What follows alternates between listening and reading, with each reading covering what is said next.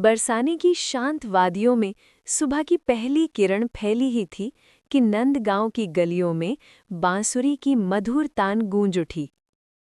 ये स्वर किसी साधारण बांसुरी का नहीं था, ये था कृष्ण की मोहक तान, जो हवा को भी मोहित कर देती थी। बरसाने में बैठे बैठे ये मधुर धुन राधा रानी के कानों तक पहुंची। उनके चेहरे पर मुस्कान आ गई।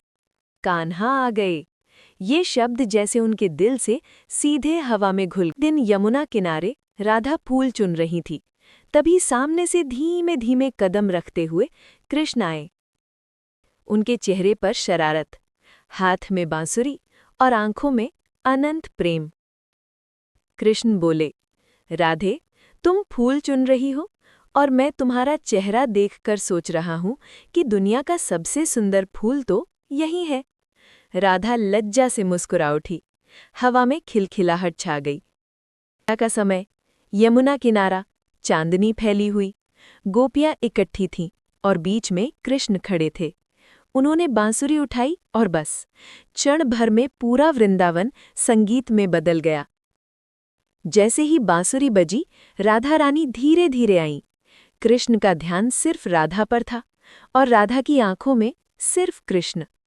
उस रात रास में ऐसा लगा जैसे आसपास देवता भी उतर आए हों, सृष्टि स्थिर हो गई हो, समय रुक गया हो और बस राधा कृष्ण का प्रेम नृत्य कर रहा हो। एक सुबह कृष्ण ने सोचा, आज राधा को जरा छेड़ा जाए। राधा कुएं पर पानी भर रही थी। कृष्ण चुपके से पीछे गए और रस्सी पकड़ ली। राधा ने खींचा तो बाल्टी ऊपर नहीं आई। वो बोली, ये क्या? और मुड़ी तो कृष्ण हंस रहे थे। राधा बोली, कान्हा, आप तो हमेशा शरारत करते रहते हो। कृष्ण मुस्कुराए, राधे, अगर मैं शरारत ना करूं तो तुम मुस्कुराओगी कैसे? दोनों खिलखिलाकर हंस पड़े। एक दिन वृंदावन में बड़ी आंधी आई। पेड़ टूट रहे थे, घर हिल रहे थे। गोपियां डर गईं। राधा ने आंखें बंद कीं और कहा, कृष्ण, सबकी रक्षा करो। कृष्ण तुरंत राधा के पास आए और बोले, राधे, जब तुम मेरे साथ हो तो किसी का एक बाल भी बांका नहीं होगा।